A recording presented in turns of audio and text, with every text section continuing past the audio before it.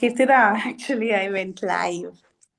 So That's you good. don't have to go live. I will go edit it. Okay, I'll edit the Yeah, session. yeah, no worries. Let's see Uh, how much we are able to cover. So no problem. Yeah, I'm just going to send the copy the link and then send it there. Then you can get started whenever you're ready. Okay. Yeah, yeah, sure, no problem.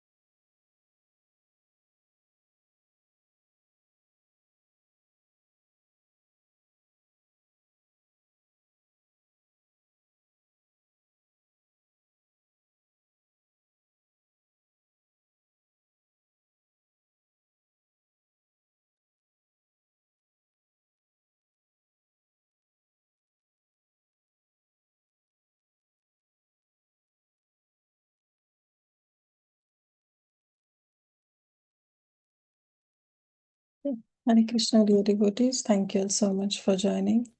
Thank you for your very, very kind association. We'll continue with our Bhakti Vaibhav session, that is study of Srimad Bhagavatam. Right now we are in the third chapter of first canto, and we are almost in the last section of this third chapter. But let's see how far we can go ahead today. So let's start with our Mangalacharan verses, and then we can go ahead with the session. Om Namo Bhagavate Vasudevaya. Om Namo Bhagavate Vasudevaya. Om Namo Bhagavate Vasudevaya. Narayanam Namaskrityam Naram Chaiva Narottamam Devim Saraswatim Vyasam Tato Jayamudire.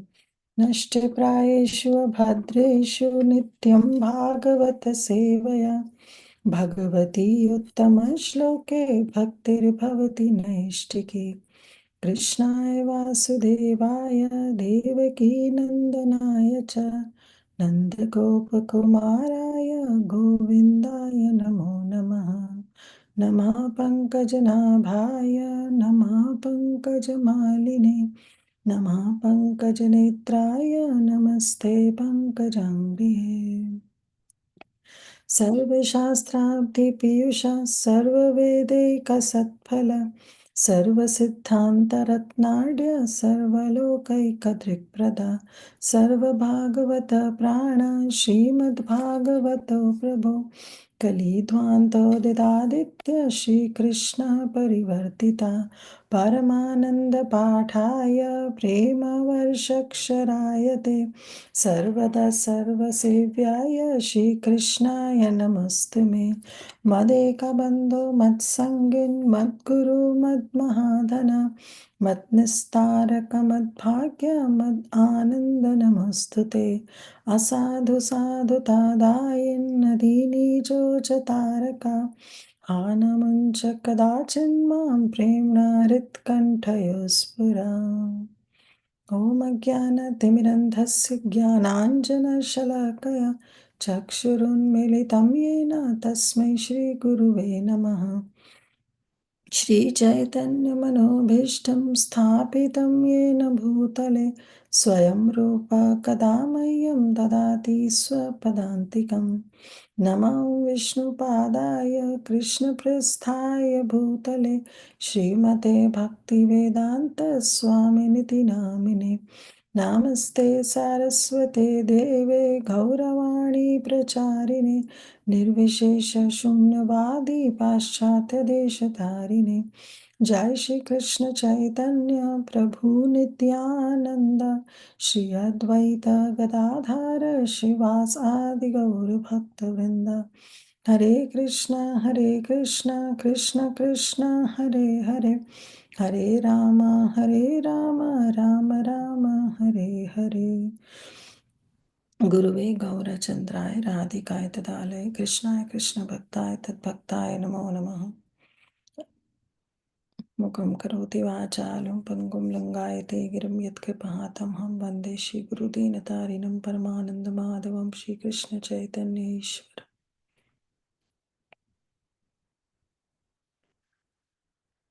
वाञ्छाकल्पतरुभ्यश्च कृपासिन्धुभ्येव च पतितानां पावनेभ्यो वैष्णवेभ्यो नमो नमः.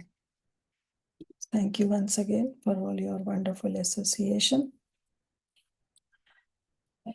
So we are in the third chapter of first canto. Let me share my screen.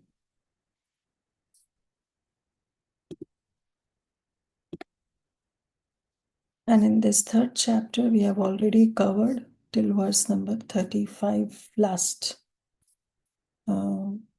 Thursday, right? Yes. So we saw that how Suta Goswami, he described about all the Leela avatars. So he discussed Purusha avatars, he discussed Leela avatars. And after describing Leela avatars, it was a sudden shift in the gears of the katha that he was giving, and he started speaking about Virat Purusha. And we saw that how all the sages, those who were present in Naimisharanya, they all were not pure devotees. They came from mixed background. Some were for someone karma yogis, some were jnana yogis, some were ashtanga yogis. So just to address everybody, to know the audience, right? That's why they said once you give any class, the first and the basic thing is that one should know the audience. One has to be very sensitive towards the audience. So all these sages, they're thinking that, oh, we are doing something else. And all the Leela incarnations that Sutta Goswami has described, nowhere this Virat Purusha is fitting. Before they could move forward and ask, Sutta Goswami himself started saying about Virat Purusha. But then he said that this Virat Purusha is the conception of giving some form, so gross form or subtle form to the Supreme Lord is what all these yogis do. And those yogis, they are neophytes because they cannot conceive or perceive the form of the Supreme Lord.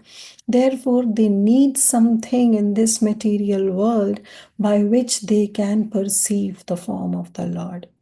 And therefore, they start imposing those material conception also on the Supreme Lord. And from there, this conception of Virat Purusha comes in, which is actually not wrong, but it is for the neophytes. And Sukadev Goswami himself will explain this in great detail when he will be asked the very, very important question by Parikshit Maharaj, that what is the occupation of someone who is in the dying stage. That we will see later. In the entire first cantos, there is no appearance of Sukadev Goswami. Sukadev Goswami doesn't appear on the scene also. So this is just the setting of the scene where Sutta Goswami is addressing to all the sages of Naimisharanya. So then he said, he gives the analogy that just like clouds and dust, they are carried by the air. But the less intelligent person say, what they say, that the sky is cloudy or the air is dirty. But actually it is not possible, right? What was that verse? Yeah. यथा नाभासि मेघा घोरेणोर्मा पार्थिवो निले एवं द्रष्टरि द्रष्टव्यम आरोपितम अबुद्धि.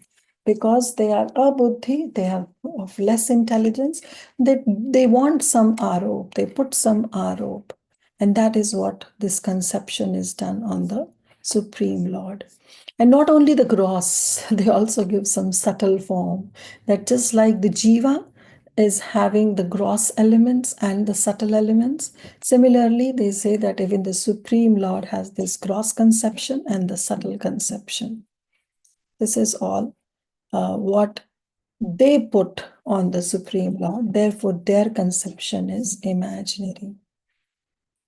But then he says that whenever a person experiences by self-realization that both the gross and the subtle bodies have nothing to do with the pure self, at that time he sees himself as well as the Lord.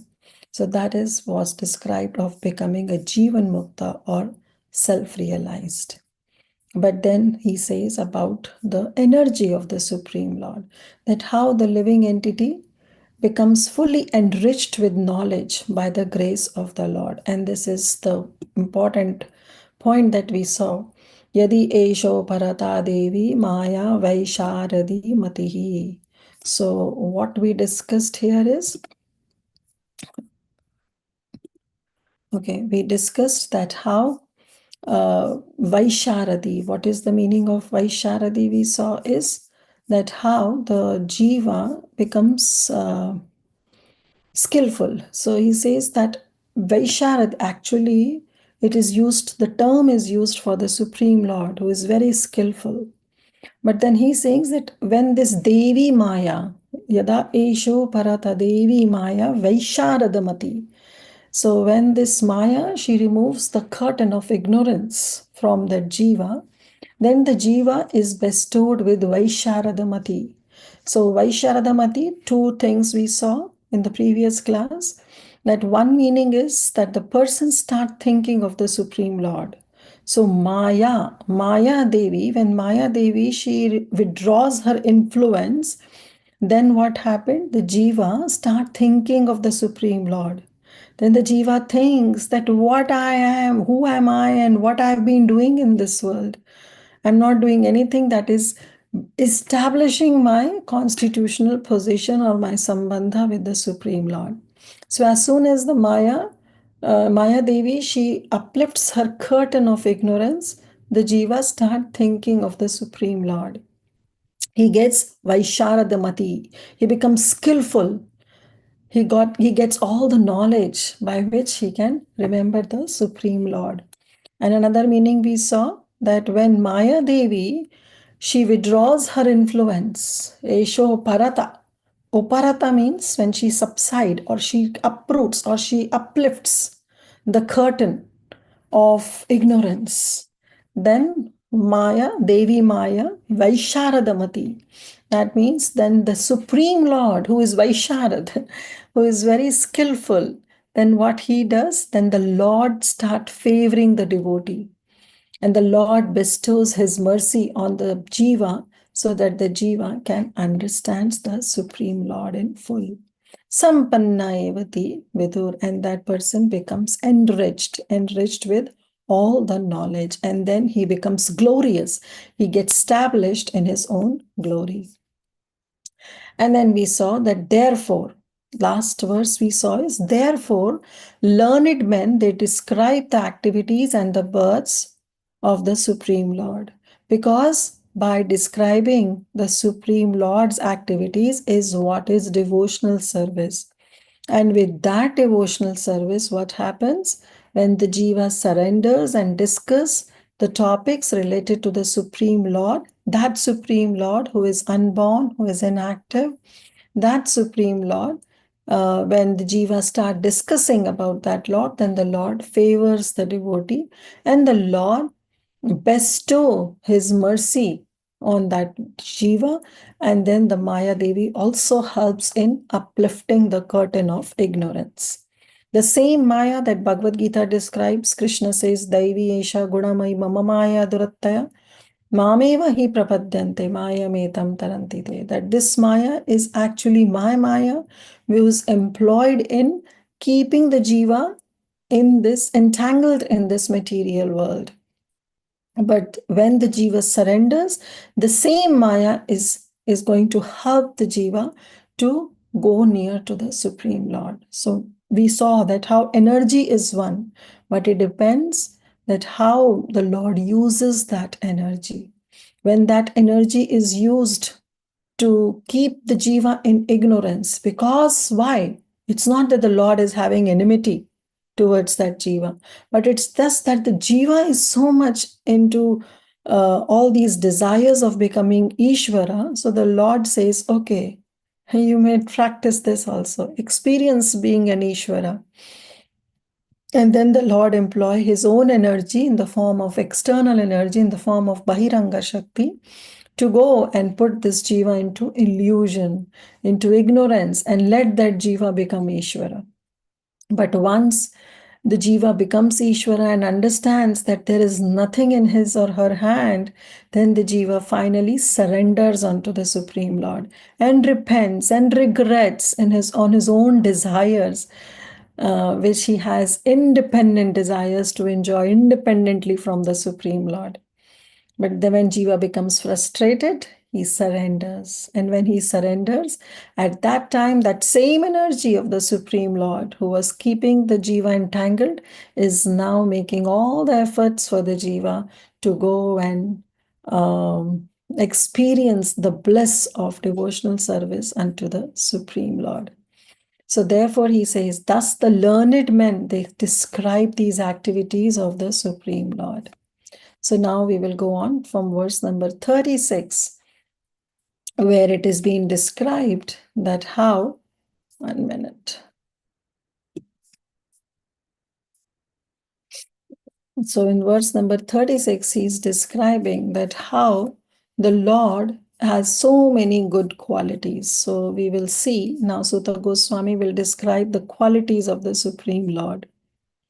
Sava idam vishvamamoghalila srijjatavatyati na sajjatesmin bhuteshu chanharita atmatantra shadvargikam jigrati shadgunisha.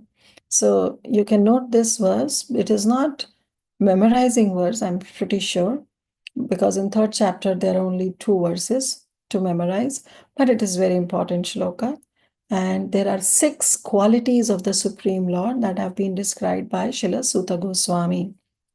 He says, Sava Idam, that Supreme Lord that I have been describing, whose activities and whose births have been discussed by the learned people, that Supreme Lord who is manifesting in this world, that Supreme Lord is Amogh Leela. That is the first quality. First quality is Amogh Leela. Amogh Leela means that he is pastimes. Leela means pastimes. His pastimes are Amogha. His pastimes are spotless. That's the first characteristics or the first quality. The second quality he says, Srijjati avatti ati na sajjate asmin. The entire line described the second quality of the Supreme Lord. What is the second characteristic? Srijjati. Srijjati means Srijan Karna, means to create. Avatti. Avatti means to maintain. And Ati. Ati means to annihilate. So the same Supreme Lord, he creates, he maintains, and he destroys Vishwam. Vishwam means the universes. But na sajjate asmin. Yes, he is in charge of creating, maintaining, and destroying the universes, but he himself doesn't, he himself remain unaffected. He is not affected by the creation, maintenance, or the destruction of the universe. So this shows the Lord's quality of renunciation, that the Supreme Lord, not only renunciation, but the quality that how the Supreme Lord is aloof from all these things. Imagine, like, if we create something, forget about creating, the man doesn't have any power to create. But if you just imagine that if we build some skyscraper building and the entire building is made with us, and then we start maintaining also that building, we become so much attached to all this. And somewhere in some corner of our heart, we have the feeling that, oh, I did it. That doership mentality comes in. And we start expecting some prestige, some praise, some honor, so and so forth things. But the supreme, and then moment if we get to know that that entire skyscraper building is down and it's no more and it has been destroyed, how much affected that jiva will be. It's very practical to understand such situation. But the Supreme Lord is not like that. He himself creates, he maintains, and he destroys. Na sajjatyasmin, and then he is not aloof. And sorry, he is aloof, he is not affected by any of these things. That's the second quality. Now the third, bhuteshu cha antarhita. That is the third quality. Third quality is bhuteshu cha antarhita. Also, cha means also, he is the one who is not only creating, maintaining, and destroying the universes, but he is situating himself in every living entity's heart. Bhuteshu antarhita, antarman. In their own heart, the living entity's heart, the Supreme Soul is present. And it's only because of the presence of the Supreme Soul that the Jiva is considered to be live. Otherwise, the moment the Supreme Soul leaves, it's just like a dead matter. So, he is the one who is situated in everybody's heart. That's the third quality. Fourth quality is Atmatantraha. Atmatantra means that he is independent. Though he is there in the heart of the jiva, but that super soul is not entrapped, is not entangled, just like the soul is entangled. Even though the soul and super soul, they both reside in the heart of the living entity, still there is a huge lot of difference, and that we will see. That we will see in purport and the other verses. But the Supreme Lord, even though He is present, but still He is Atma Tantra. He is independent. He doesn't get entangled just like the soul. And we know the famous verse that how the two birds sitting on the same tree and one bird is eating and another bird is simply watching. And that bird which is watching is what is known as the super soul or the Supreme Lord, who is Atma Tantra, who is independent. He is Swarat. Next quality is the fifth quality is Shadvargikam. Shadvargikam means that he is endowed with all the potencies. He has all the six opulences. Shad means six, and Vargikam means all the but the opulences that he has. We know that how the six opulences are present in Bhagavan.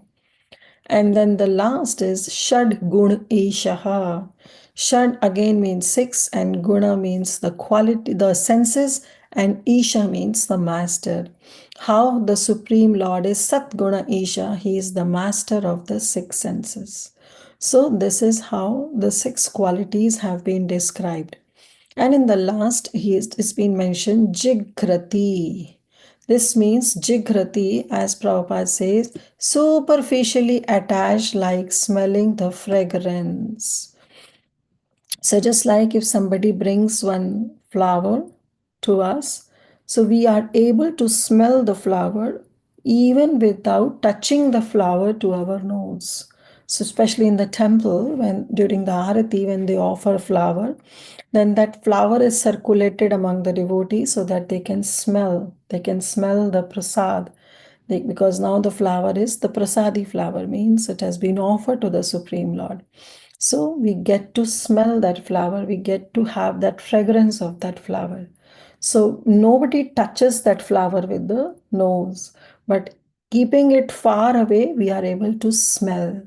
This is how the Supreme Lord interacts with this material world. He is there, He is present in every atom, in the heart of every living entity. He creates, He maintains, He annihilates, but still He is independent and He is aloof. So that is what Prabhupada explains. Now I request anyone, they can read the translation.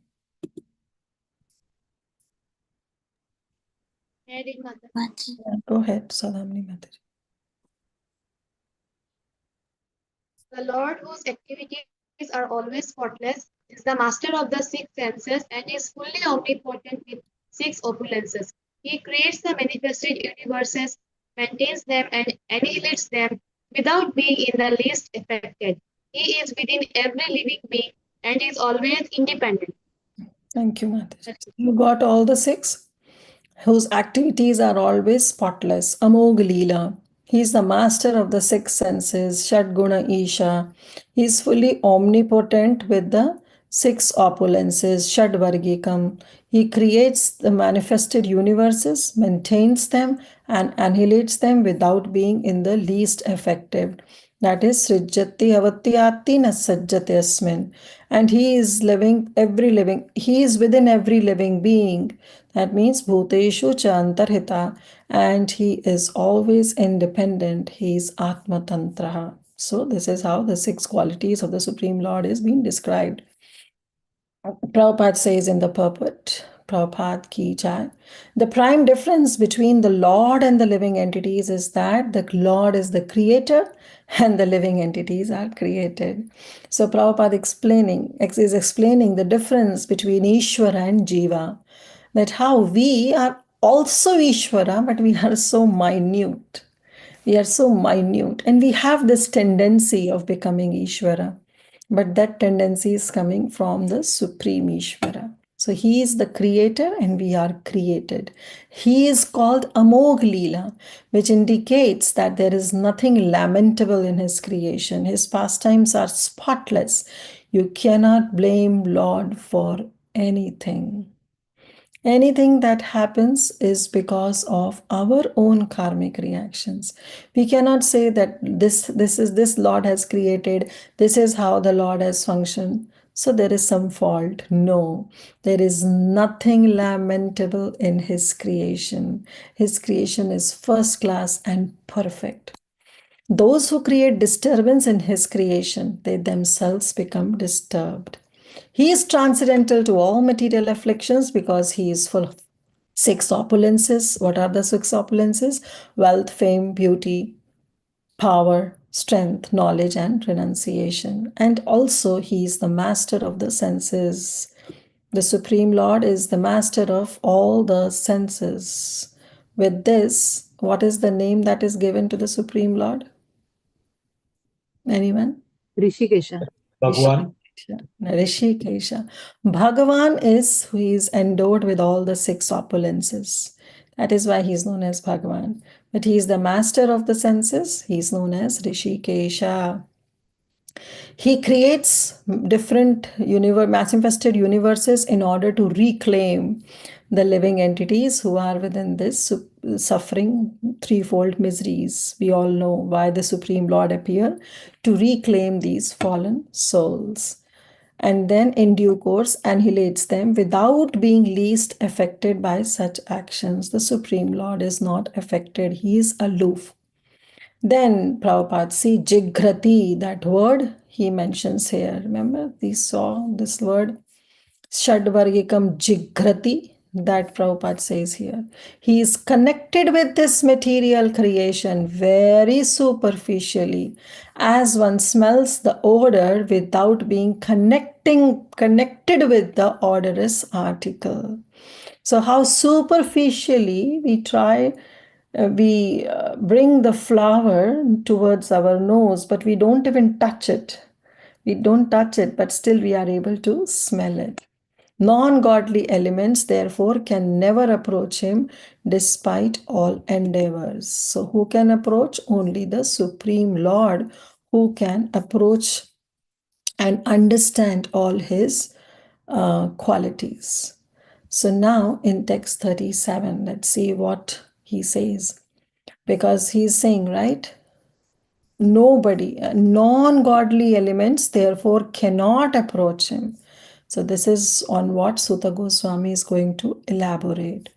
Na chasya kaschin nipunena dhatur avaiti jantu kumanisha uti namani rupani manovachobi santanvato nata charyam ivagnaha. So here he's saying ivagnaha.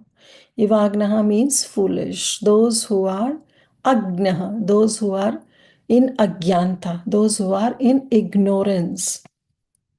Or as Prabhupada normally says, people who are in poor fund of knowledge. Right? They are ignorant. Jantu, they are those jantu, those people who are ignorant. They cannot understand the Supreme Lord.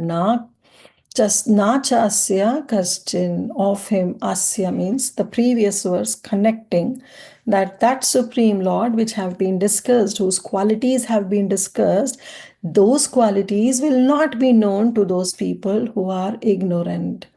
Even though they may be nipunena. So dhatur means the creator. So again, na chasya kaschin dhatur. So that means they don't know, they cannot understand that Supreme Lord. So he has already explained which Supreme Lord, the Lord whose six qualities have been discussed in the previous verse. But now he's saying that Supreme Lord also, who is Dhatur, who is the creator. They cannot, the people who are in agyanta or in ignorance, they cannot understand that Supreme Lord who is the creator. Even though that jiva may be nipunena, may be very, very expert. As Prabhupada say, by dexterity. By dexterity means they may have all the capability.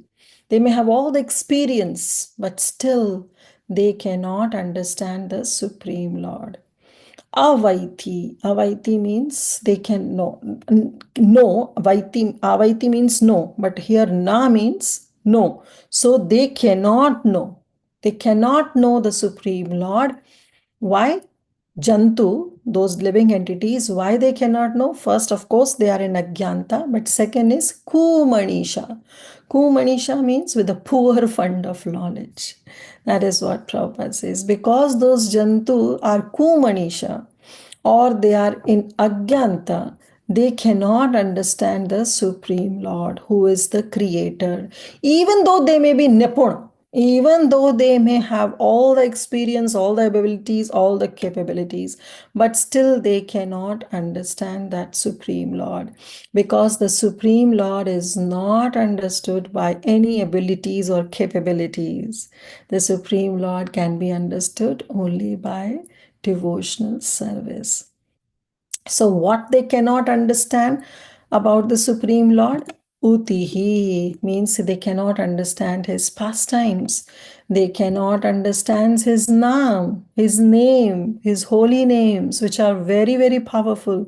They cannot understand. They cannot understand his roop, his form, and with their mind and even with their words. So, with their mind also, they cannot understand the Supreme Lord. And even if they try to explain it to others, because they themselves are not self realized, they will not be able to deliver the message properly. So, Vachobhi, even through their Vak Shakti, with their speech also, they are not able to explain the Supreme Lord to others. And then again, the analogy is given Santanvanto Natacharyam. Just like there is displaying a dramatic action. So, the Supreme Lord, who is the Creator, he is like a Natacharyam. He is like a actor who is acting in a movie. So when there is an actor who is acting in a movie, sometimes that actor takes the role of an actor and sometimes he take a role of a villain. Means sometimes he is Nayak, a good person, or sometimes he is Khalnayak, or he is posing as a bad person. But the same person is behaving in such a way that he goes into the role that he's playing. He goes into it. And the audience who are watching, they try to connect him with that role. But actually, it is just a drama that is being played. So, similarly, those who are in the poor fund of knowledge, they cannot understand the Supreme Lord. So let's see what Prabhupada says in the translation. Anybody can read. The foolish with a poor fund of knowledge cannot know the transcendental nature of the form, names, and the activities of the Lord, who is playing like an actor in a drama, nor can they express such things neither in their speculation nor in their words. Hare Yeah. Krishna. Hare Krishna. So they cannot understand because the Supreme Lord is playing like an actor in the drama. Now, when we know, we understand, suppose if with a family somebody has gone to see a movie, and in that movie, that actor is doing some negative role which is not expected by a hero of that movie to do that. But if the kids, they don't know what is happening, right? They understand that this person is behaving like this and he is a bad person. But the adults, those who are not 100% engrossed in the movie, they know that it is simply a drama that is being played. So, this is how those who are ignorant, those jantus who are kumanisha and who are agyana, those who are foolish, they cannot understand the activities of the Supreme Lord. So Prabhupada says no one can properly describe the transcendental nature of the absolute truth. Therefore, he is said to be beyond the expression of mind and speech.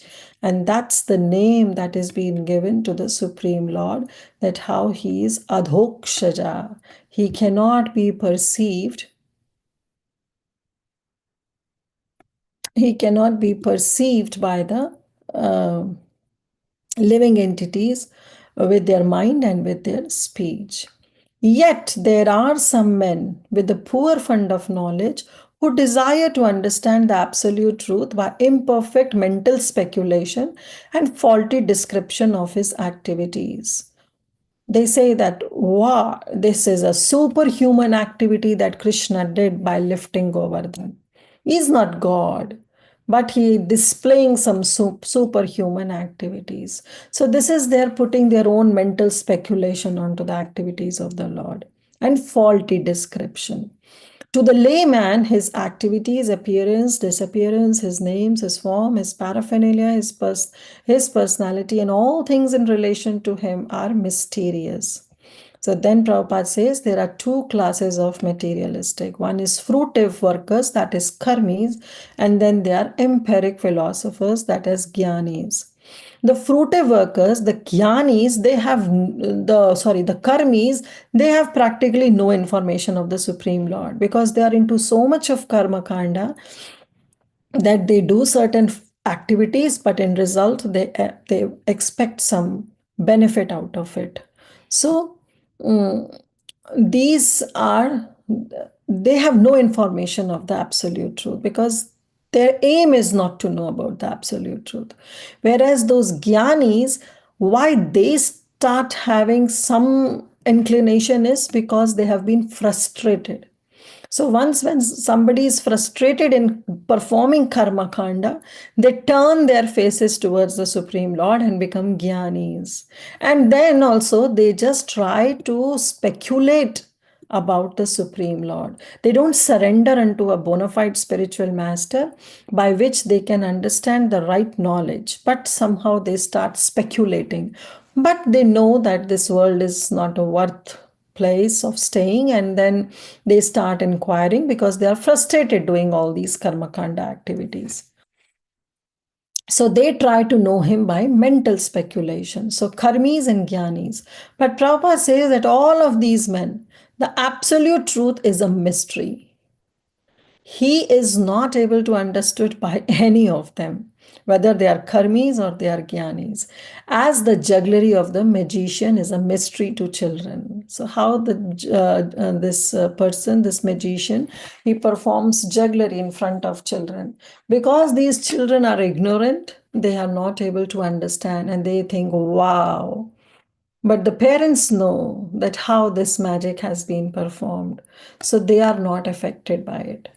Being deceived by the jugglery of the Supreme Being, the non-devotees who may be very dexterous, very nipun, very, very able in performing all their fruitive work and mental speculation, but are always in ignorance. Kumanisha. With such limited knowledge, they are unable to penetrate into the mysterious region of transcendence. The mental speculators are a little more progressive than the gross materialist or the fruitive workers, but because they are also within the group of illusion, within the grip of illusion, they take it for granted that anything which has a form, a name, an activity is but a product of material energy. So they also start relating the Supreme Lord to be the product of that material energy. For them, then the Supreme Lord becomes formless, nameless, and inactive. So, who are these people? They are Mayavadis. And because such mental speculators equalize the transcendental name of the form of the Lord with mundane names and form, they are always ajna, they are always in ignorance. And with such poor fund of knowledge, there is no access to the real nature of the Supreme Being. So, having this mentality, do you think that they are able to understand? They will be able to understand? No, they will never be able to understand the Supreme Lord. as stated in Bhagavad Gita, which is this verse, that the Lord is always in a transcendental position, even when he is within the material world. But ignorant men consider the Lord one of the great personalities of the world, and thus they are misled by the illusory energy. Avajanti Mamu. Excellent. Havajanti Mamura Manusham Tanumashritam Param Bhavam Ajananto Mama Bhutva Maheshwara. So the Supreme Lord is always transcendental, but these people, because of ignorance, they are misled by his own illusory energy. Yes, Tulsi Gopi Mataji. Hare Krishna Mataji, when they say that the Supreme Lord is inactive, what does this mean? Because the Lord is constantly doing leelas and activities, and His even creation, all this is some sort of breathing, is activity, right? Yes, but that Supreme Lord, he's doing all that, but he's not connected to anything material. Okay, so this means He's inactive in material activity. Yes, just like it has been explained that he's arupa. He doesn't have a form. That means he doesn't have a material form. Then we say that he's nirakar. He doesn't have any akar, means he doesn't have any material form. That is how we have to understand. Okay, and the previous verse where he said that the Supreme Lord creates, He is the creator and living beings are created. So, like we see in the Gita, it's saying that there was never a time when I did not exist. So here means that it's not, you don't have to take the literal term that the living entities are created, because we are also eternal, we are also sanatana, mama vamsha jiva loke jiva bhuta sanatana. So it's never the point where we are created or we'll be destroyed, but the point to understand that the Supreme Lord is independent in the creator form, and we living beings who have been there as the part and parcel of the Supreme Lord are always under the Supreme Lord. We will always be his part and parcel. We cannot become Ishvara at any point of time. So that is how we have to understand when he says the only difference is that the Lord is the creator, he is the enjoyer, and the living entities are just created or are enjoyed by the Supreme Lord. That's how we have to take it. Okay, thank you. Yes. Prahladananda Prabhu? Then Brahmata, just I wanted to reflect on this empiric philosopher Srila Prabhupada is mentioning. Elsewhere he says, Tarko Pratistha Sruta Vipinna Nacha Virusi Matamine. So he's also saying that they cannot. That we have to follow. That tarka will be there. Thank you, Prabhu. Yeah. Also regarding the analogies given about the actor acting like that. That is also in Kunti Mata's prayers also. She says that Maya Jivanika Chanam Agna Nato Natya Dharo Yatha. So Yes. those two I referred to. You are Thank the you, perfect dramatist. That's yes. what Kunti Maharani says. Yes, thank you, Prabhu. Thank you. And we'll be reading all these verses in the future chapters, especially Kunti Maharani one. So, yes, moving on to text 38. Save dadhatu padavim parashya durantavirasya rathangapane yo mayaya santataya nuvritya bhajate tatpad sarojagandham. Now then, Sutta Goswami says, because he's been telling that, oh, this is the Supreme Lord, he has all these 6 qualities, but with people who are with the poor fund of knowledge, who are not performing devotional service, well, they cannot know the Supreme Lord. And then somehow Sutta Goswami says, no, but I have to tell them that actually who can understand? Yes, he is a dhukshaja. He cannot be perceived with the material senses. But at the same time, if the devotees, they perform devotional service, they can understand that great powerful person. So now just making this environment into, till the time he was very pessimistic talking about that, no, not everybody can understand. But now he wants to enthuse the environment where he's speaking. And he says, actually, It's not impossible to know the Supreme Lord. Yes, it is very difficult to understand, but it is still possible. It is difficult, it is not impossible. And then he says, Saveda dhatu padavim parashya. Parashya. Padavim parashya means to understand the glories. Glories of whom? That dhatu, that creator. It is possible. It is not impossible. Yes, it is difficult, but it is possible. Duranta virashaya. Duranta virashaya means understanding that great, powerful Lord. It is possible. Understanding the Supreme Lord, who is the creator, who is greatly powerful, who is Duranta Virashaya, and who is also known as what? Rathangapane. So again, he's being very poetic. So though this pastime has yet not come, because the Supreme Lord is known as Rathangapane only when on the battlefield he holds that wheel, chariot wheel, against Bhishma Dev. So, but still, Sutta Goswami, he's referring the Supreme Lord as Rathangapani, as the upholder, the hand, in his hand, he's holding the wheel of a chariot, Rathangapani. So he's just being poetic, and he's saying, to understand the glories of that Supreme Lord, with Supreme Lord, who is Duranta Virashya, who is very greatly powerful, who is Rathangapani, who is also known as Rathangapani, means the one who is holding the wheel of a chariot. You can understand the Supreme Lord. But how? Yo amayaya, mayaya, but here comma says amayaya. Amayaya means those who, actually the word starts from here, bhajate, those who do devotional service. For them, the Supreme Lord, we are able to understand. But how that bhajan has to be performed? Amamayaya means it has to be performed unreserved. Unreserved means without any motivation, without any hetu, without any cause.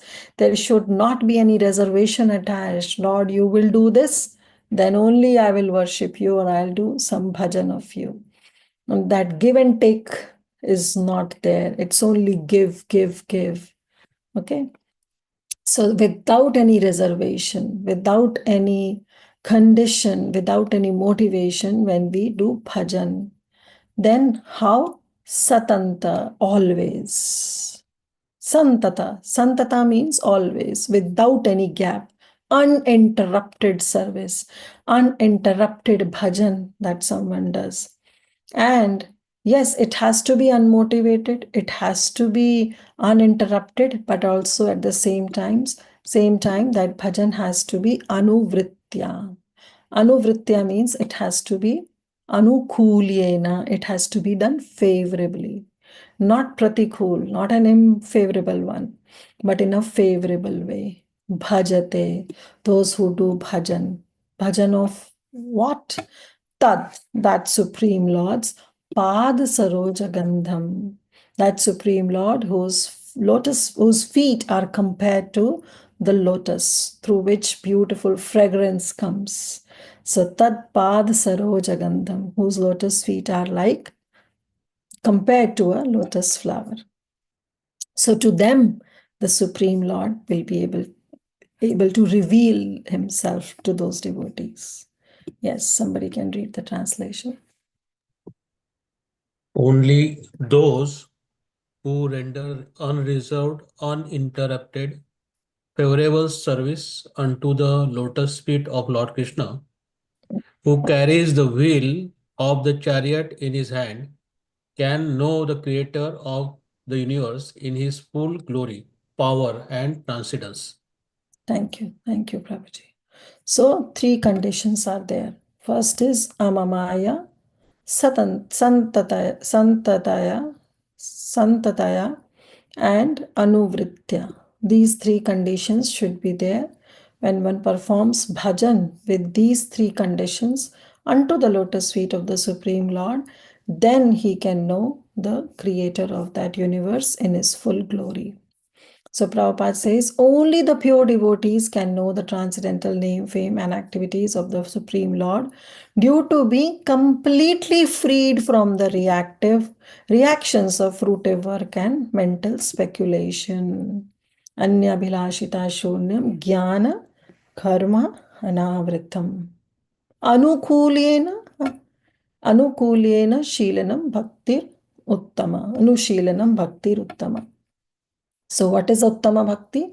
When one performs Anushilanam constantly and favorably without any coverance of any Gyan or Karma. When one is freed from reactions of fruitive work and mental speculation. And other abhilashas are also shunyam. There is no desire. Then only one can perform Uttama Bhakti. And by performing that Uttama Bhakti, one becomes Uttama Bhakta. And that Uttama Bhakta can know the transcendental fame, name, form, and activities. The pure devotees have nothing to derive a personal profit. They do service, unalloyed service. Alloy means, what is alloy?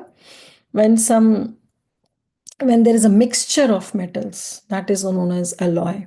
But unalloyed means it is pure.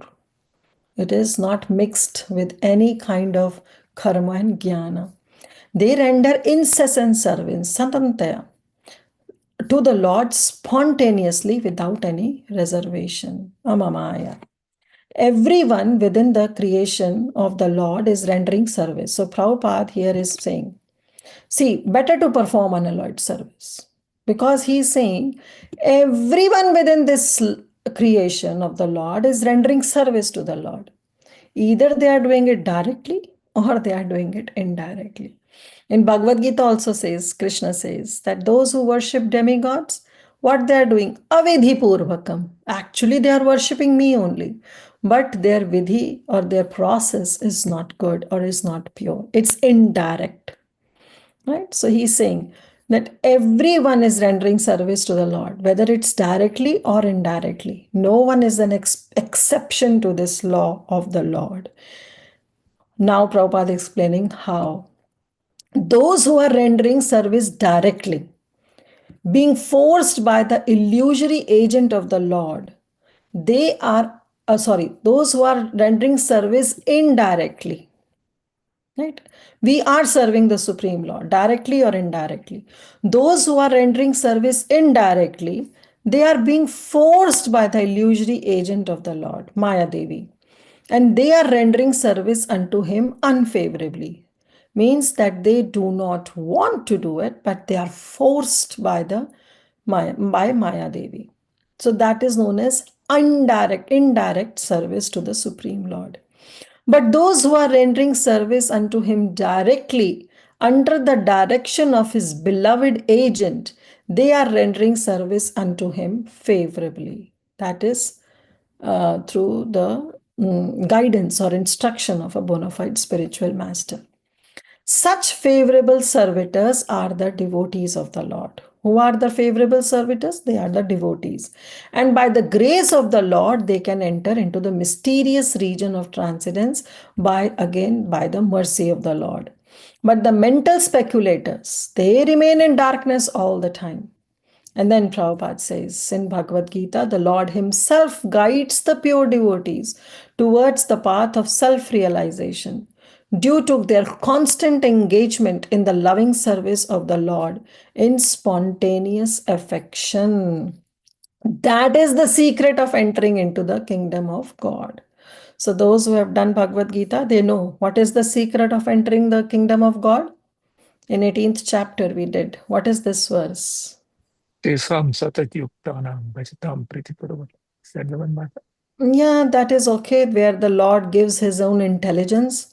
But he is saying guides, of course, he guides the pure devotees, those who do bhajan. But it says that towards the path of realization, due to their constant engagement in the loving service of the Lord in spontaneous affection, that is the secret of entering into the kingdom. That is the secret. Bhaktya mam abhijananti yavan jaschasmi tatvata tatho mam What is that? Tato mam tatvato jnanam Yeah, tatvato jnatva vishate tad antaratmanam. anantaram. So the fruitive activities and speculation are no qualifications for entering. Then what is the secret? Secret is only through devotional service that one can enter the region of transcendence, or one can understand the Supreme Lord. So that is the only way, only process described.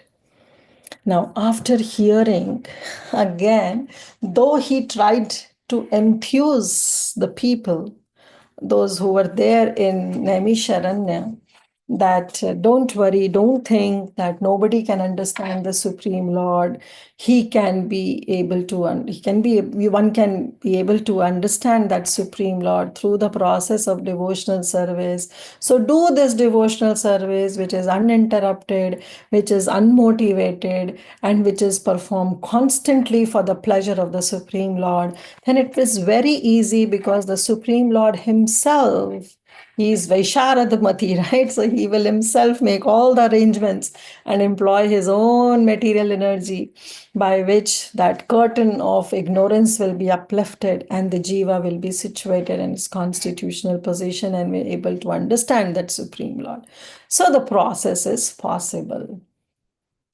But hearing this, again, those sages, they went into depression, because they thought, oh, now he's talking about devotional service. And we are not bhakti yogis. We belong to some karma yogi section, some jnana yogi section, some ashtanga yogi section. So they all got morose, because now understanding that the Supreme Lord can only be understood by bhakti, and they are saying we are far, far away from bhakti. So how is it possible now? So they all became morose, that no, this is not our cup of tea. We will never be able to understand the Supreme Lord.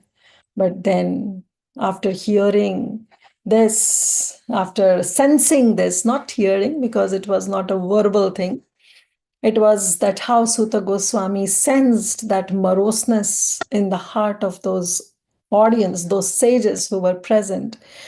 Then Sutta Goswami says, but don't worry. He start encouraging them and start praising their inquiries, the transcendental inquiries, the questions that they have asked. And they say, no, no, no, no, no, don't worry. Your question itself are so glorious, and that those questions, answers to those questions will lead you to this path of bhakti. So don't worry. So he's enthusing them in this verse.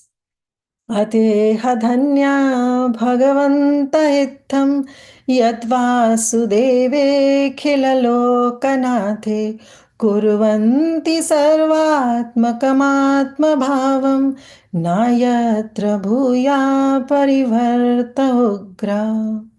So says ateha dhanya bhagavantaitham. So it's saying that, oh you, he is addressing those rishis. So Bhagavats or Mahabhagavats, those who are Bhagavats are actually those who are performing devotional service to the Supreme Lord.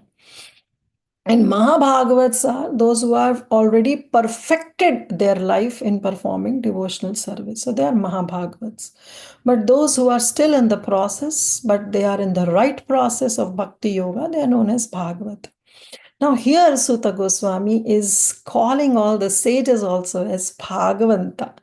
He is saying that you are all Bhagavanta. Another meaning of Bhagavanta is that you are knowledgeable. Means your inquiry is to know that Supreme Lord. You all are inquisitives. Right? All the sages of Naimisharanya, they were inquisitive to know the Supreme Lord. So therefore, just those who are inquisitive to know, they were not inquisitive of performing some karma kanda or jnana kanda activity. They were not interested in knowing that how can they earn more wealth or how they can able to sustain their life. Even their inquiries were leading to know about that Supreme Lord Bhagavan. Therefore, Sutta Goswami is calling them also as Bhagavanta Itham. that you are also perfectly cognizant, as Prabhupada is mentioning, that you are knowledgeable, because your knowledge is to know that Supreme Lord. Why? Your knowledge is to know whom? Yad Vasudeva Akhila Lokanatha. Because you are inquiring about that Vasudev, about that son of Maharaj Vasudev, who is Akhila Lokanatha, who is actually the proprietor, who is the Nath, who is the master of Akhila Loka, of all the universes. So you are inquiring about him. Therefore, you are Bhagavanta and you are Dhanya. You are very, very fortunate, because how many of us at least go in that route where we have that inquisitiveness to know about that Supreme Lord? So there are only few of them. And out of those few, he's saying, you are also among them who are inquiring about that Supreme Lord Bhagavan. Therefore, you are dhanya. You are very, very glorious. You will be very successful. And you are Bhagavanta. You are very knowledgeable. Yad Vasudeva Kilalokanatha. Kuruvanti Sarvatmakam Atma Bhavam. And you are Kuruvanti. By asking such questions about that Supreme Lord, those questions itself, they are inspiring and they are invoking. What they are invoking? They are invoking Atma Bhavam. They are invoking ecstasy, bhakti, ecstasy of devotion. That is what they are invoking. Those questions, they are invoking or inspiring Atma Bhavam, the ecstasy of devotional service. But is it 1%, 2%, or a few percent, or 10%, or 20%? Sarvatmakam, 100%, to the fullest degree. Sarvatmakam Atma Bhavam. Sarvatmakam means 100%. Those questions, those inquiries that you are asking, Kuruvanti, they are inspiring, they are invoking that devotional ecstasy, Atma Bhavam. 100% they are invoking that devotional ecstasy. Nayatra bhuya parivarta ogra. And so with that, because that is invoking 100% ecstasy, devotional ecstasy, with that it is also guaranteeing, it is giving the guarantee. What guarantee? Nayatra bhuya, that you will never come back. Parivara ugra, once leaving this world, you will not come back. Because such inquiries only will lead to the process of Bhakti Yoga. And with the process of Bhakti Yoga, what happens? Yad gatva na nivartante tad dhama paramam mama. Once you go to that dham, then there is no coming back. You go with one-way ticket only. You don't always take two-way tickets. While other processes, the karma process, the jnana process, ashtanga process, you go with the two-way ticket. You go and you come back. But once you know about that Supreme Lord, because you have already have that inquisitiveness in your heart. That's why you are posing such wonderful questions. Your inquiries are dhanya. Your inquiries are very, very auspicious, very, very successful. And this inquiry only is going to inspire that devotional ecstasy in you, by which you will be in the process of Bhakti Yoga, and it's going to 100% guarantee that you will never come back to this material world. These inquiries itself will relieve you from this ugra, this dreadful condition of repetition of birth and death. So this is the meaning. Let's see. Translation. Anybody wants to read? Can I, Only by Mataji? Any one of you? Only by making such inquiries in this world can one be successful and perfectly cognizant, for such inquiries invoke transcendental ecstatic love and to the personality of Godhead, who is the proprietor of all the universes, and guarantee 100% immunity from the dreadful repetition of birth and death. Thank you, Mataji. You see how Sutta Goswami is now seeing the moroseness in the heart of all the sages, is enthusing them and is glorifying their inquiries. He's saying, don't worry, You are right now may not be in the process of Bhakti Yoga, but giving these inquiries, asking these questions about that Akhila Lokanatha, you have become very knowledgeable. You are actually Bhagavanta because you are inquiring about that Bhagavan. And because you have concentrated your mind exclusively on Krishna, who is Akhila Lokanatha, all these questions itself is going to cease all the painful repetition of birth and death. So the inquiries of the sages headed by Shaunaka are herein praised by Suta Goswami on the merit of their transcendental nature. One thing I would like to add, you all are in the Bhakti Vaibhav class. You are students of Bhakti Vaibhav. Down the line, 3 years, you will get the certificate. But with this, just having that certificate is not enough, right? So what we have to do it now? We have to start preaching. Just don't hold that knowledge to oneself. Then we have to preach others. We have to preach ourselves also. It's not that we got this Bhakti Vaibhav certificate, so we are somewhere close to the Supreme Lord. No, the life will still throw a lot of provoking situations and testing times will come. And at that time, we have to reflect on whatever we studied. Okay. And down the line, we also have to enthuse others also, inspire others also, preach to others also. So at that time, this is going to help us.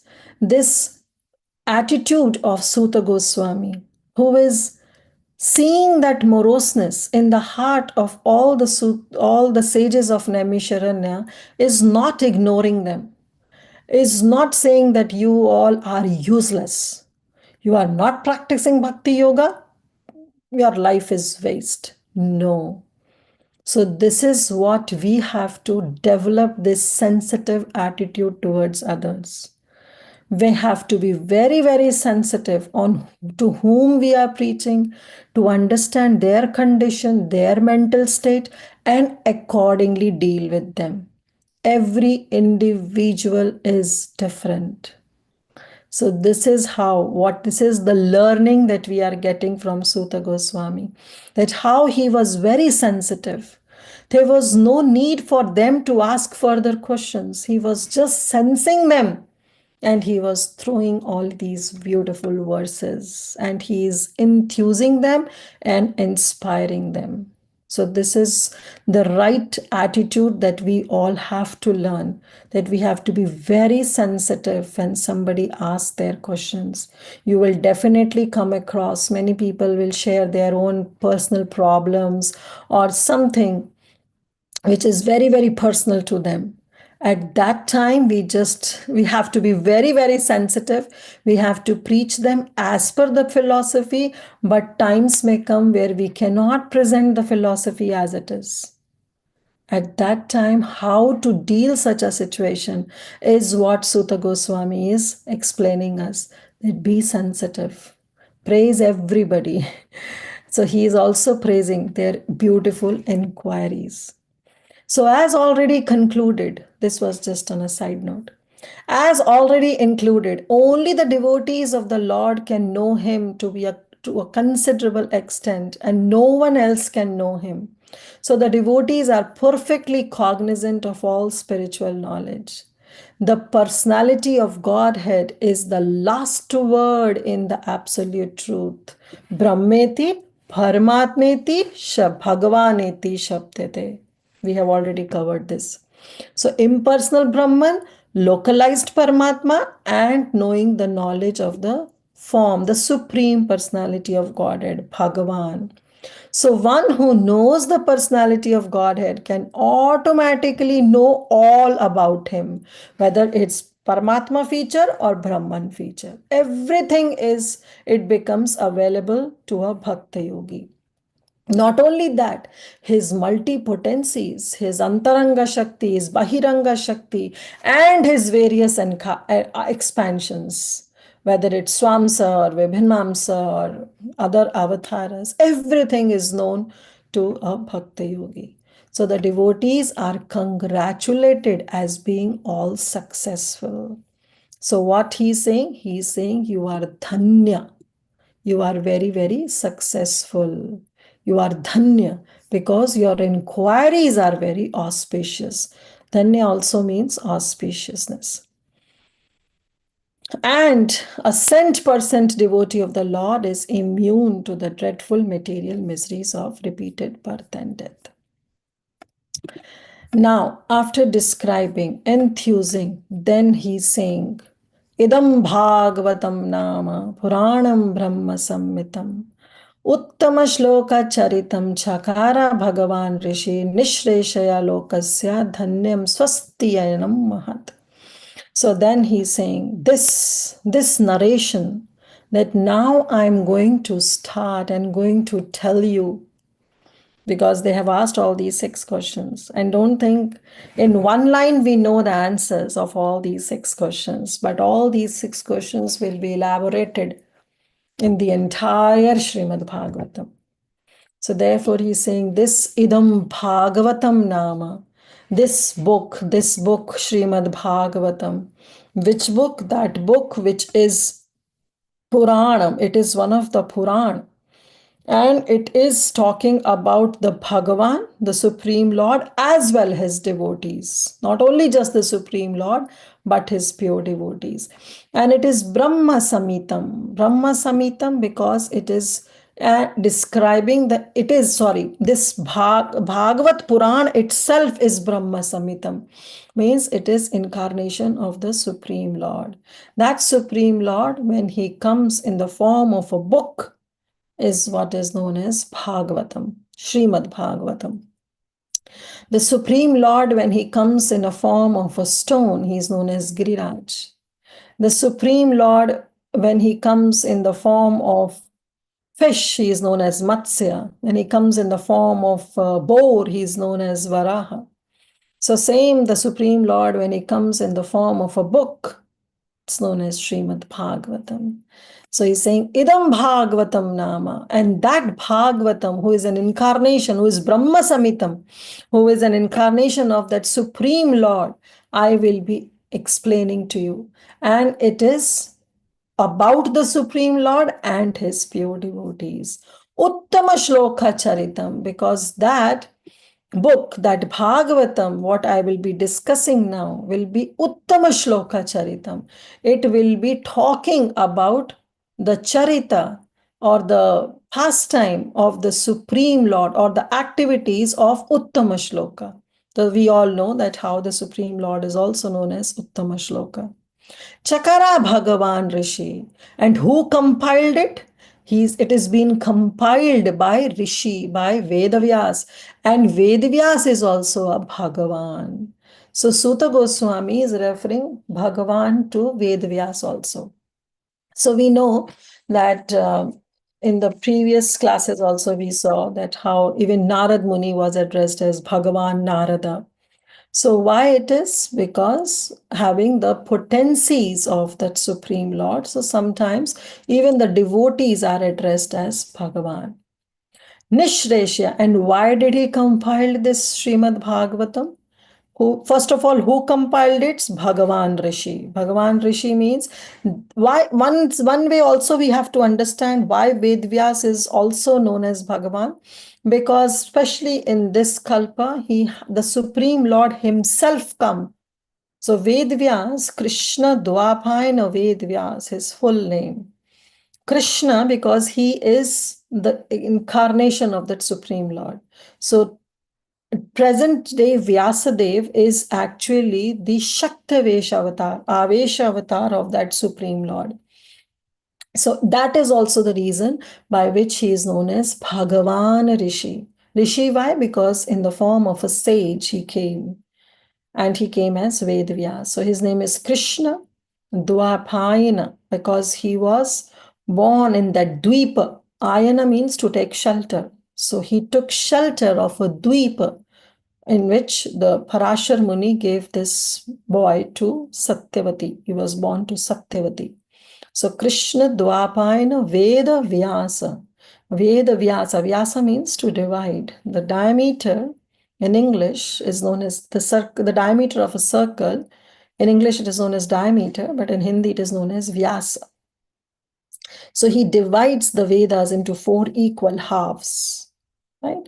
So therefore, he is known as Krishna Dwapayana Veda Vyasa.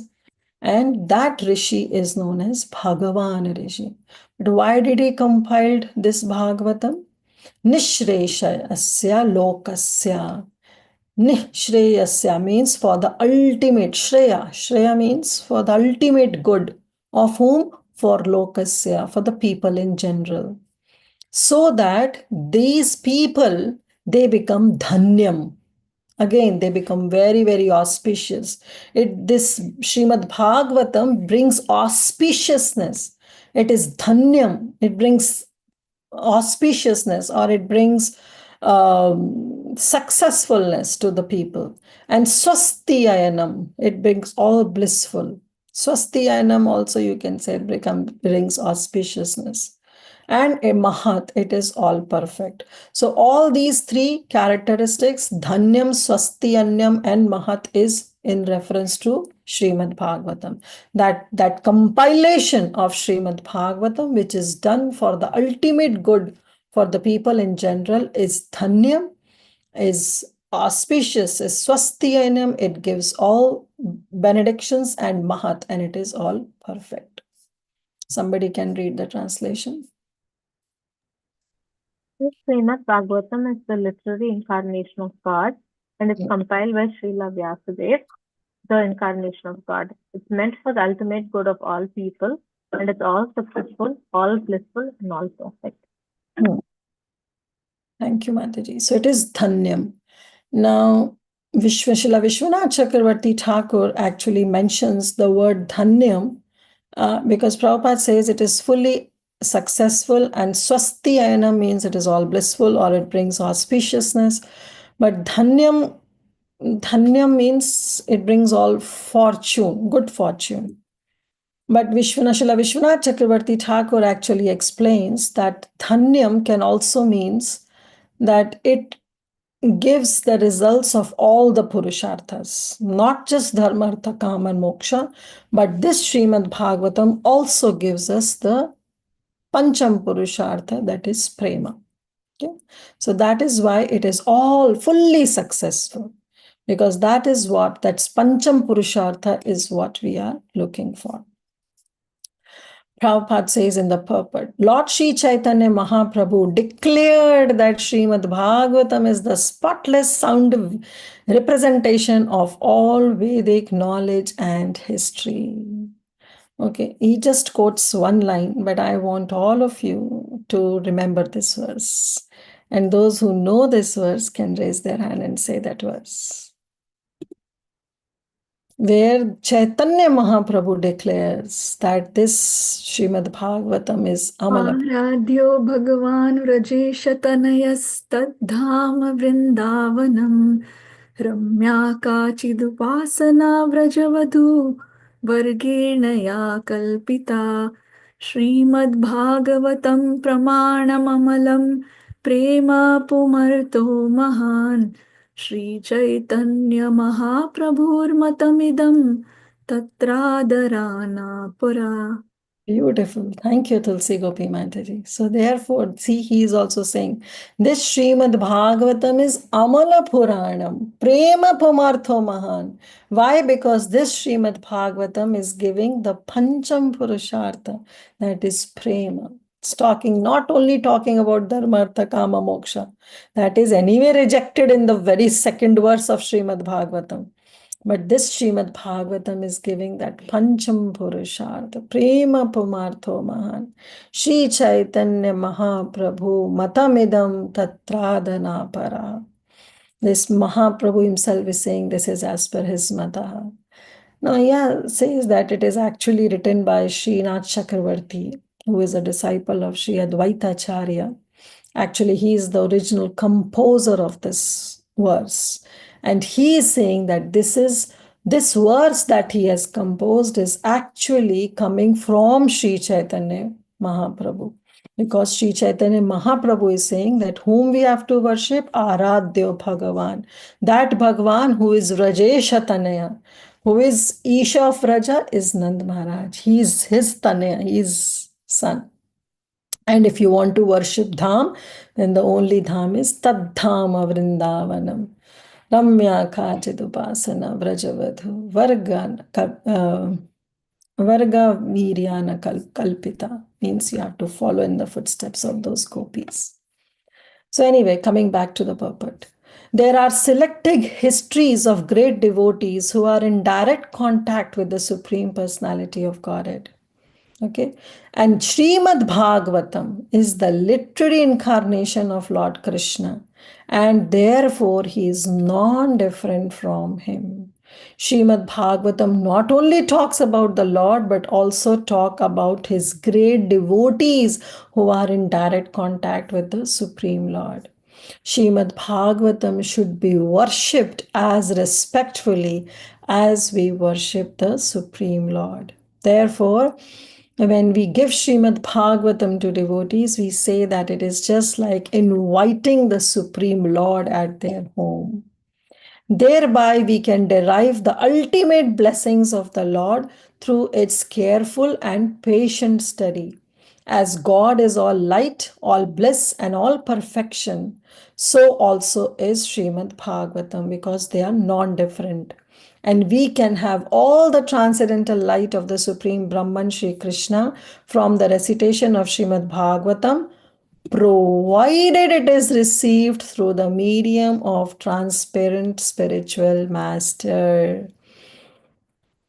Lord Chaitanya's private secretary, that we have already discussed this past time in the last class, that how Srila Sarup Damodar Goswami would advise all the intending visitors who came to see the Lord at Puri to make the study of Bhagavatam from whom? From person Bhagavatam. He would always say, go, jao Bhagavat padho, jao Bhagavat पढ़ो वैष्णव स्थाने वैष्णव के स्थान पे जाके from Vaishnavas only hear Srimad Bhagavatam, understand Bhagavatam, study Bhagavatam. Ekanta ashraya kare Chaitanya charane. Only then you will be able to fully focus on the lotus feet of Lord Sri Chaitanya. So that Bhagavatam has to be studied from the person Bhagavatam. Person Bhagavatam, then Prabhupada saying, who is Person Bhagavatam? Person Bhagavat is the one who is self-realized bona fide spiritual master, and through him only one can understand the lessons of Bhagavatam in order to receive the desired result. So that is why it is very important that this Bhagavatam has to be heard from a self-realized soul. Now you all can say that you all are hearing from me and I'm nowhere self-realized. So that means this entire 1.5 hours is wasted. In one sense, I will say yes, it is wasted. Why? Because I myself have not realized Bhagavatam. So what adhikar do I have to make you all realize Srimad Bhagavatam? Zero. But why I'm taking this liberty, still spending this 1.5 hours of your time, forget about my own time, I'm taking all of your, and there are right now 27, 26 you can say. So 26 of you, I have given your 1.5 hours, precious time in hearing this Srimad Bhagavatam for an unqualified person like me. So definitely you cannot expect any transformation of heart or any shift in the consciousness. You cannot expect. But why I'm taking this liberty still? Because of the instructions by the spiritual master, as well as taking 100% support of Prabhupada's purport. So when reading Sri Prabhupada's purport and not adding my own speculation, then it is bona fide. So, but if you really want the shift in consciousness, or you really want the transformation of the heart, then that can only be possible when we study this Srimad Bhagavatam from a self-realized, from a Bhagavat devotee, from a person Bhagavat, and that is our spiritual master or Srila Prabhupada. So time and again, we have stressed this point. Yes, Bhakti Shastri, Bhakti Vaibhav, these certified courses, they are important because they give us some discipline in our life by which we can study these books where Prabhupada has spent his day and night. But at the same time, we have to hear from them. Spend some time, 20 minutes, 15 minutes, in understanding Prabhupada's purport through his Vani. Hear Prabhupada's lecture. Hear Yashila Gurudev's lecture. You don't have time for an hour to sit. You can still hear for fixed number of time, 15 minutes, 20 minutes. And Prabhupada lectures are mostly for 20 minutes, and they don't go beyond 30 minutes. Okay. So you can easily spend. So how Srila Surup Damodar Goswami will also say, Jao Bhagavad Pado Vaishnavasthane. So one should study Bhagavatam from person Bhagavatam. Only then there can be, you can expect some shift of consciousness in your heart. Otherwise, it's all superficial. Person Bhagavat is the one who is self-realized bona fide spiritual master, and through him alone one can understand the lessons of Bhagavatam in order to receive the desired result. One can derive from the study of Bhagavatam all benefits that are possible to be derived from the personal presence of the Lord. Why? Because the Supreme Lord and Bhagavatam, they are non-different. It's just our faith that we have to put into the words of Sukhdev Goswami. It's our faith that we have to put into the words of Narad Muni, Maitreya Muni, Uddhava, Gopis, or other personalities like Navayogendras who are discussing and telling these pastimes of the Supreme Lord. So it's our faith. We have to put in faith in Srimad Bhagavatam. Only then Srimad Bhagavatam is going to reveal itself to us. This is not some mundane book that we can study in some universities or some schools and colleges and with which we can achieve some results. No. This Bhagavatam, the Supreme Lord's Dham, the Supreme Lord's holy name, they have to reveal himself. Divya Gyan Hriday Prakashita. It has to be revealed in the heart of that devotee. And that can only be possible when we study under the guidance of Mahabhagavat devotees. So this Bhagavatam also gives all benefits that a personal presence of the Supreme Lord can give. How Prabhupada is equating the Srimad Bhagavatam to the Supreme Lord, because they are non-different. Srimad Bhagavatam carries with it all the transcendental blessings of Lord Shri Krishna that we can expect from his personal contact, because they are non-different. So there are 4 more verses, 5, 41, 42, 43, 44, 4 more verses. And that 4 verses we can cover on Thursday. And I hope Mataji will also cover the overview of the next chapter, that is chapter 4. Okay. So, and also the 43rd verse will be the answer to the last question of the sages of Naimisharanya that they have asked, that whom this Kali Yuga will take shelter of when the Supreme Lord will wind up his business and go.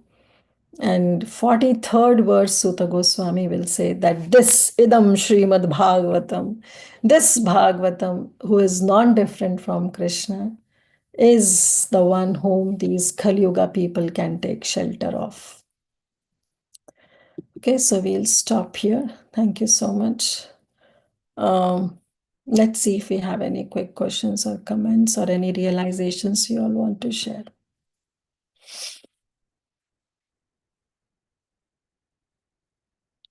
Okay, none. Hare Krishna, Mataji. Then Thank you for the nice class, as usual. I don't have any questions or reflections. I just want to know how you are feeling. You're okay now? Like you were sick. You are not feeling well last time. Thank you. Thank you so much for asking. I'm okay, Prabhu. Thank you. Yes, Tulsi Gopi Mataji.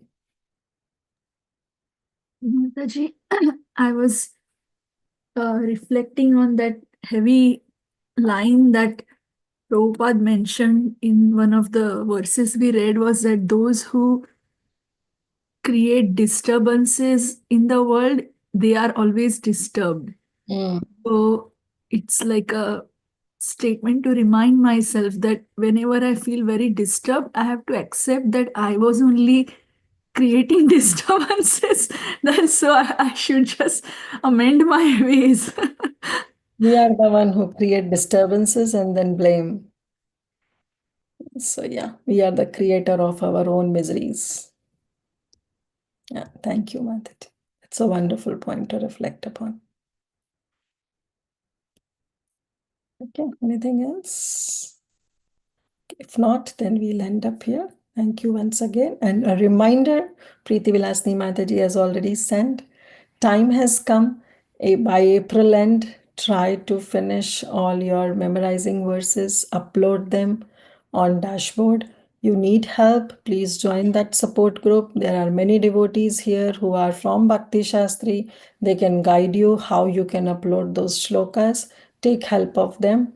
And definitely these devotees, everybody is nice and you all are there to help each other.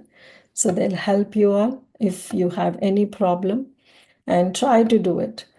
Another thing is that, see, it's not some hard and fast rule. I know we all have some problems in our own life by which we cannot do the things and meet the deadline.